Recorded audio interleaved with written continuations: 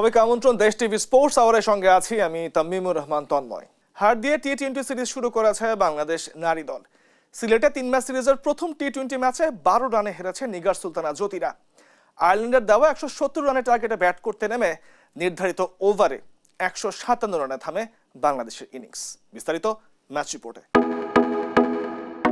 Match জিততে হলে টাইগ্রেসদের গড়তে হবে সর্বোচ্চ রান তাড়া করার রেকর্ড। আয়ারল্যান্ডের দেয়া 170 রানের বিশাল টার্গেটে ব্যাট করতে নেমে যেভাবে শুরু করেছিল বাংলাদেশের দুই ওপেনার, সেটাই উবে যায় গোধূলি লগ্নে সূর্য অস্তমিত হবার খানিক পরপর। দিলারা আক্তার, সুবহানা মুস্তারির জুটিতে ঠিক সেই শুরুটাই পেয়েছিল বাংলাদেশ, যেটা রেকর্ড গড়ে জয়ের জন্য দরকার ছিল। উদ্বোধনী জুটিতে দেশের সর্বোচ্চ 103 রান। তখন জয়ের সুবাস পেতে শুরু করেছে টাইগ্রেসরা। তখনই প্রেন্টারগাস্টের বলে মুস্তারি আউট হলে ভাঙে 103 রানের জুটি। 35 বলে 46 রান করে মাঠ ছাড়েন মুস্তারি। এরপরেই ধস নামে বাংলাদেশের ব্যাটিং লাইন আপে। জ্যোতি 4, সুত্তা 23, তাজনাহার 19 রান করে মাঠ ছাড়লে জয়ের আশা অনেকটাই ফিকে হয়ে যায় বাংলাদেশের সামনে। তার আগে মাত্র 1 রানের জন্য অর্ধশত মিস করা দিলারা আক্তারের আউট আরও হতাশা বাড়ায় বাংলাদেশ শিবিরে। স্বর্ণা আক্তার, ঋতুমণি আর জান্নাতুল ফেরদৌসও ধরতে পারেননি দলের হাল। ফলে 12 রানের লজ্জার কিন্তু লড়াকু হার নিয়ে মাঠ ছাড়তে হয়েছে বাংলাদেশ নারীদের। আরিশদের হয়ে 3টি করে উইকেট নেন প্রেস্টারগাস্ট ও ক্যালি। এর আগে প্রথমে ব্যাট করতে নেমে পলের ঝড়ো 79 আর গ্যাবি লুইজের 60 রানে ভর করে 5 উইকেটে স্কোরবোর্ডে 169 রান তোলে আয়ারল্যান্ড। একটি করে উইকেট নেন জাহানারা আলম, ফারিয়া, জান্নাতুল ও নাহিদা আক্তার। ম্যাচ সেরা হয়েছেন Leah Paul. Tamimur Rahman, sports desk, Desh TV. আইসিসির নভেম্বর মাসের প্লেয়ার অব দ্য মান্থের সংক্ষিপ্ত তালিকায় জায়গা করে নিয়েছেন বাংলাদেশের top order batter Sharmin Akter Supta. আয়ারল্যান্ডের বিপক্ষে ব্যাট হাতে দুর্দান্ত পারফরমেন্স করে সুপ্তা উঠে এসেছেন এই সেরা 3-এর সংক্ষিপ্ত তালিকায়। শারমিনের সঙ্গে নভেম্বর মাসে সেরা হবার লড়াইয়ে আছেন ইংল্যান্ডের ব্যাটার ড্যানি ওয়াট হজ ও দক্ষিণ আফ্রিকার অলরাউন্ডার নাদাইন ডি ক্লার্ক। প্রায় 1.5 বছর পর আন্তর্জাতিক ক্রিকেটে ফেরার সিরিজে আলো ঝলমলে পারফরমেন্স উপহার দেন শারমিন আক্তার। প্রথমবারের মতো মাস সেরা সংক্ষিপ্ত তালিকায় জায়গা করে নেওয়ার পথে আয়ারল্যান্ডের বিপক্ষে প্রথম ম্যাচে 89 বলে খেলেন 96 রানের ক্যারিয়ার সেরা ইনিংস, হন ম্যাচ সেরাও। পরের ম্যাচে শারমিনের ব্যাট থেকে আসে 63 বলে 43 রানের ইনিংস। আর শেষ ম্যাচে 88 বলে 72 রানের আরও একটি দারুণ ইনিংস খেলে সিরিজ সেরা পুরস্কার জেতেন 28 বছর বয়সী ব্যাটার।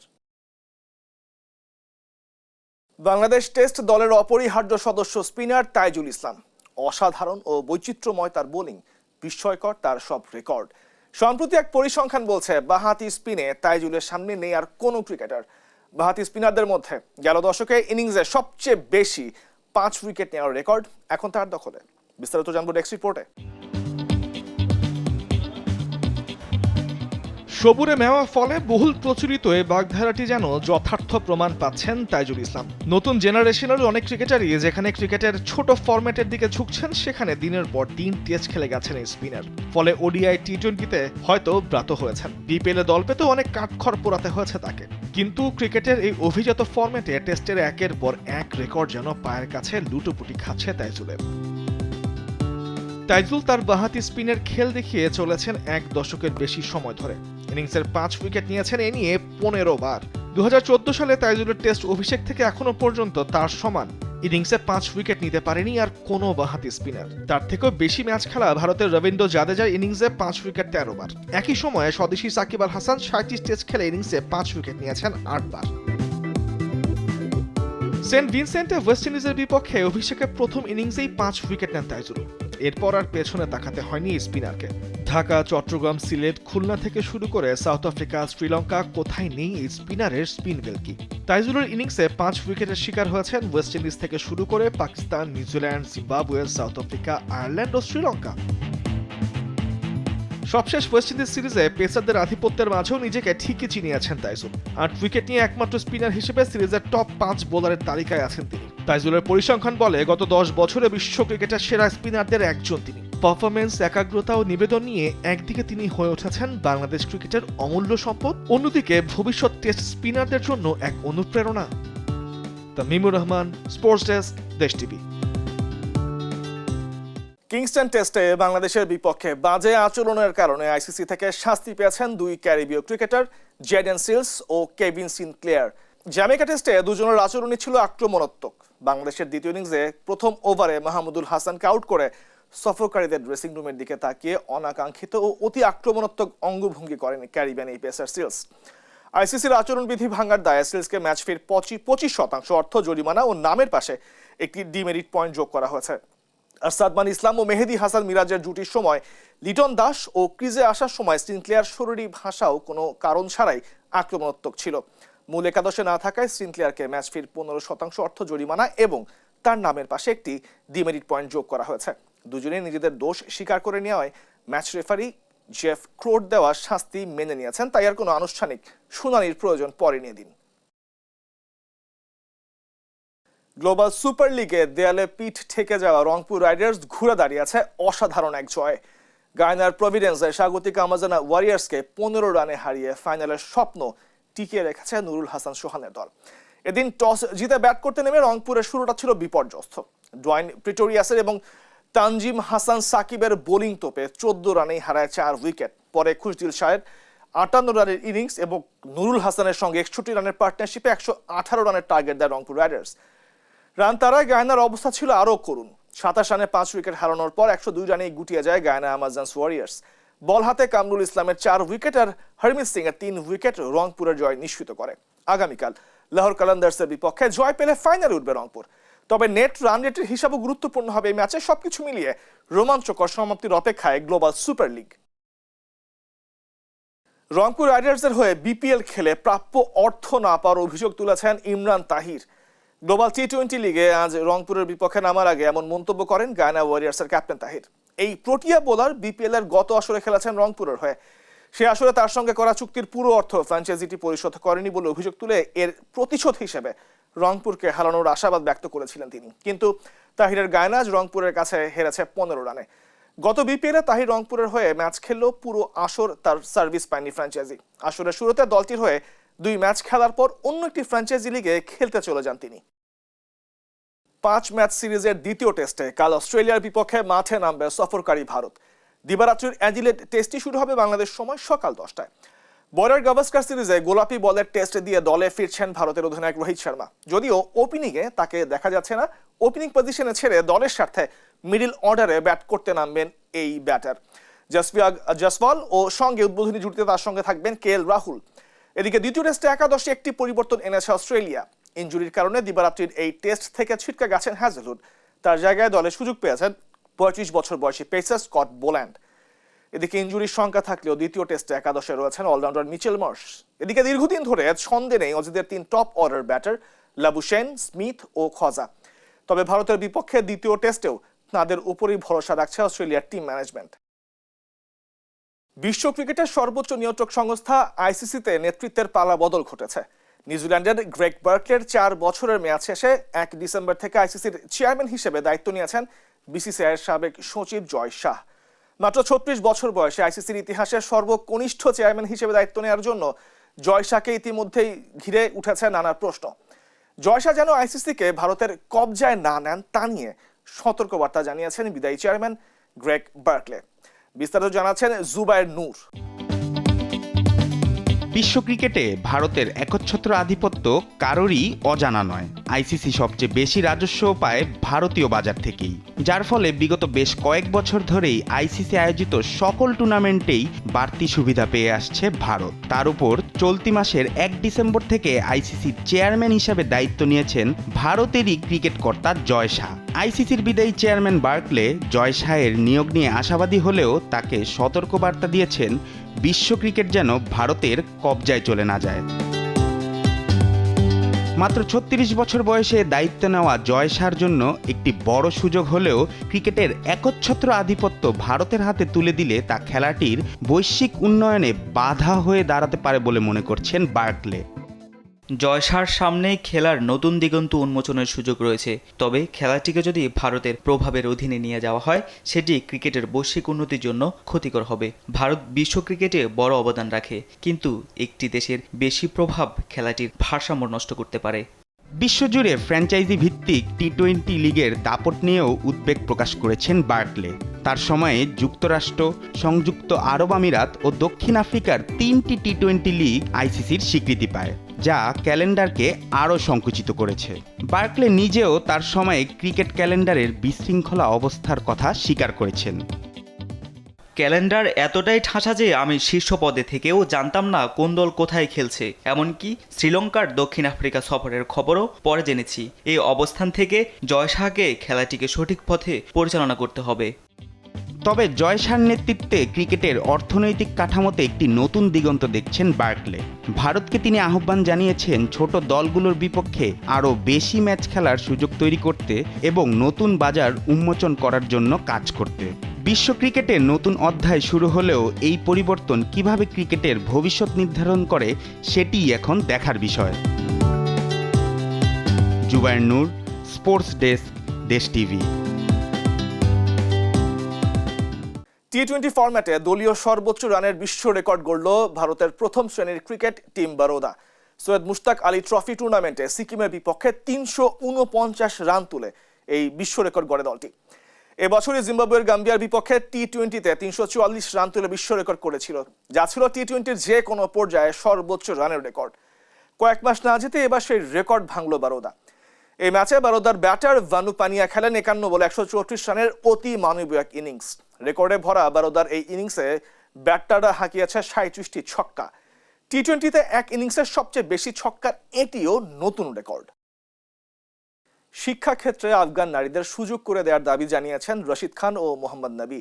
দেশকে এগিয়ে নিতে শিক্ষা ও চিকিৎসা ক্ষেত্রে নারীদের অবদান তুলে ধরে সকল প্রতিকূলতা দূর করার আহ্বান জানান আফগান ক্রিকেটের এই দুই মহাতারকা। তালেবান শাসন শুরু হওয়ার পর থেকে আফগানিস্তানে নারী শিক্ষার সকল স্তর একে একে বন্ধ হতে থাকে। মাধ্যমিক, উচ্চ মাধ্যমিক বন্ধ হওয়ার পর এবার নার্সিং ও ধাত্রীবিদ্যাও নিষিদ্ধ করা হয়েছে। এরই পরিপ্রেক্ষিতে কাল সামাজিক মাধ্যমে ইনস্টাগ্রামে ইসলামিক দৃষ্টিকোণ থেকে নারীদের এই সকল বিষয়ে পারদর্শী হওয়ার গুরুত্ব তুলে ধরেন তারা।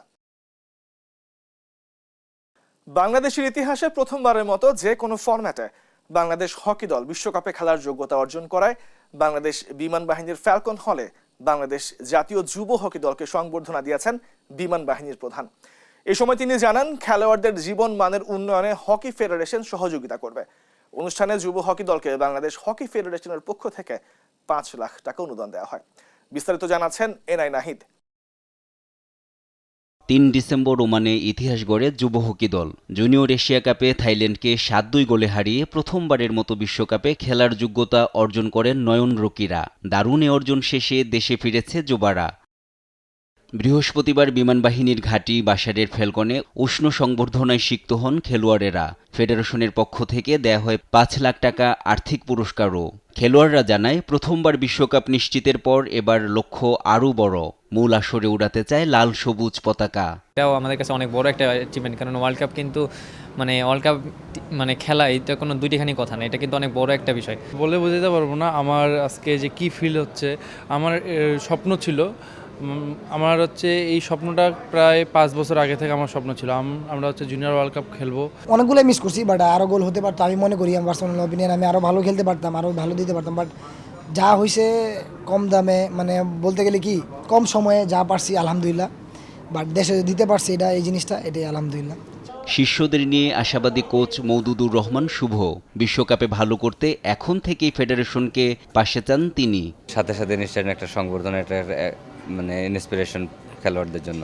তো এই সংবর্ধনার সাথে যদি আর্থিক প্রণোদনা কিছু পাওয়া যায়, তাহলে ছেলেরা আরও ইন্সপায়ার্ড হবে যে শূন্য হতে খেলছে, এখন তাদের পিছনে লোকজন আছে, তারা সেই সাপোর্টটা নিয়ে আরও ভালো করবে ইনশাআল্লাহ। ফেডারেশন সভাপতি air chief marshal Hasan Mahmud Khan জানান, বিশ্বকাপের আগে উন্নত প্রশিক্ষণ ও প্রয়োজনে বিদেশি কোচ আনা হবে। ইউরোপের দলগুলোর বিপক্ষে ম্যাচ আয়োজনেরও উদ্যোগ নিবে federation. I believe motivation is within. Motivation নিজের, যে আমি দেশের জন্য খেলছি। আমরা যারা অনেক আগের থেকে আছে, আমাদের তখনকার যে সুযোগ সুবিধা ছিল এখন অনেক better, but there is no end of improvement. কোনো উন্নতির শেষ নাই। বাট আমি বলেছি এবং বলছি যে আমাদের যথাসাধ্য তাদের যা যা সহযোগিতা করে, তাদের যা যা জীবনমানের উন্নয়ন করার, আমরা সচেষ্ট থাকবো সেটা করার জন্য। আগামী বছর ডিসেম্বরে ভারতে অনুষ্ঠিত হবে যুব বিশ্বকাপ। এনআই নাহিদ, দেশ টিভি, ঢাকা। পিছিয়ে যাচ্ছে ২০২৫ সালের ফেব্রুয়ারিতে ঢাকায় অনুষ্ঠেয় অনূর্ধ্ব ২০ সাফ নারী চ্যাম্পিয়নশিপ। ২০২৫ সালে দক্ষিণ এশিয়ান ফুটবল ফেডারেশন তাদের ঘোষিত সব টুর্নামেন্টই আপাতত স্থগিত করেছে। এফসি তাদের টুর্নামেন্টগুলোর সূচি বদলানোর কারণে পিছিয়ে যাচ্ছে দক্ষিণ এশিয়ার নারীদের বয়সভিত্তিক এই টুর্নামেন্ট। 12 ফেব্রুয়ারি থেকে 19 ফেব্রুয়ারি সাফ অনূর্ধ্ব 20 নারী চ্যাম্পিয়নশিপ ঢাকায় বঙ্গবন্ধু জাতীয় স্টেডিয়ামে অনুষ্ঠিত হওয়ার কথা ছিল। তবে আসরটি কতদিন পেছাতে পারে, কবে থেকে শুরু হতে পারে, এই ব্যাপারে এখনো কিছু জানেনি এফসি। এবার দেশের বাইরের ফুটবলের খবর। ইংলিশ প্রিমিয়ার লিগের হাই ভোল্টেজ ম্যাচে আর্সেনালের কাছে 2-0 গোলে হেরেছে ম্যানচেস্টার ইউনাইটেড। সাদামটনকে 5-1 গোলে বিধ্বস্ত করেছে চেলসি, আর নিউক্যাসলের সঙ্গে 3-3 গোলে ড্র করেছে লিভারপুল। আর নটিংহ্যামকে 3-0 গোলে হারিয়ে 7 ম্যাচ পর জয়ের ধারায় ফিরেছে ম্যানচেস্টার সিটি। এদিকে লা লিগায় অ্যাথলেটিকো ক্লাবের কাছে 2-1 গোলে হেরেছে রিয়াল মাদ্রিদ। বিস্তারিত জানবো ডেস্ক রিপোর্টে। ম্যানচেস্টার ইউনাইটেডের দায়িত্ব নেওয়ার পর কোচ রুবেন আমোরির প্রথম বড় কোনো অ্যাসাইনমেন্ট ছিল আর্সেনালের বিপক্ষে ম্যাচ, কিন্তু প্রথম পরীক্ষায় পাশ করতে পারেনি আমোরি। এমিরেটস স্টেডিয়ামে পুরো ম্যাচ জুড়ে বল দখলের সমান আধিপত্য দুই দলেরই, কিন্তু প্রথমার্ধ শেষ হয় গোলশূন্যভাবে। বিরতির পর 54 মিনিটে টিম্বারের গোলে এগিয়ে যায় আর্সেনাল। 73 মিনিটে সালিবার গোলে ব্যবধান দ্বিগুণ করে গানাররা। এরপর চেষ্টা করেও আর ম্যাচে ফিরতে পারেনি ম্যান ইউনাইটেড। অন্য ম্যাচে নিউক্যাসলের সঙ্গে 3-3 গোলে ড্র করেছে লিভারপুল।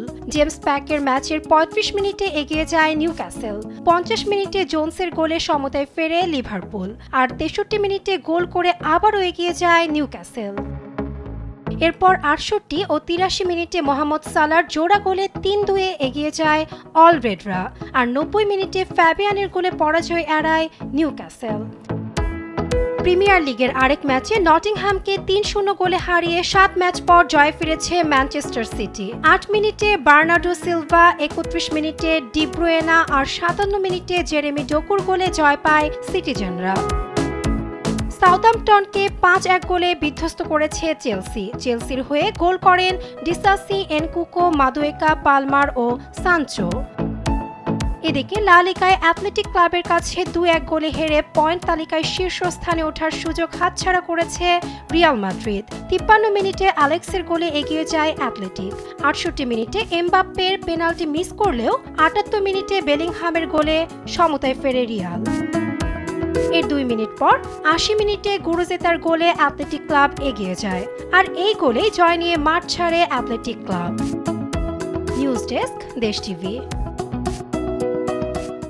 ইন্টার মায়ামিতে সাবেক বার্সেলোনা সতীর্থদের সঙ্গে বন্ধুত্বপূর্ণ সম্পর্ক বজায় রাখার প্রতিশ্রুতি দিয়েছেন যুক্তরাষ্ট্রের দলটির নতুন কোচ হ্যাভিয়ার মাসচেরানো।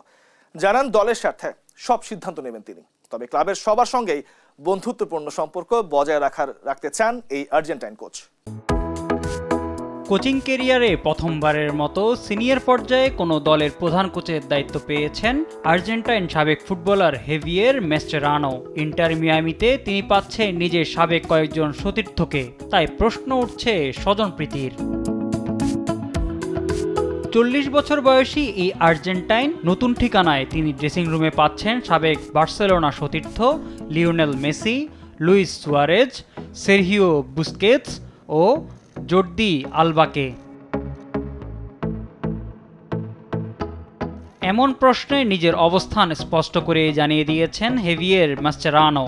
ইন্টার মিয়ামিতে সাবেক বার্সেলোনা সতীর্থদের সঙ্গে বন্ধুত্বপূর্ণ সম্পর্ক বজায় রাখার প্রতিশ্রুতি দিয়েছেন যুক্তরাষ্ট্রের দলটির নতুন কোচ। তাদের বলেছি আমি ড্রেসিং রুমে এমন কোনো আচরণ করব না যেন মনে হয় আমরা বন্ধু নই।